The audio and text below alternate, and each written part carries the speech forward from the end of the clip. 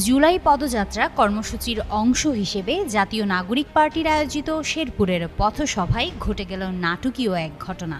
প্রথমে থানার মোড়ে চলমান সভার মাঝে হঠাৎ বসা নিয়ে দুই ব্যক্তির মধ্যে শুরু হয় মনোমালিন্য। সেটিই মুহূর্তে রূপ নেয় বাকবিতণ্ডায়। উপস্থিত ছাত্র জনতা তখনও কিছু বুঝে ওঠার আগেই চারপাশে শুরু হয় হইচই।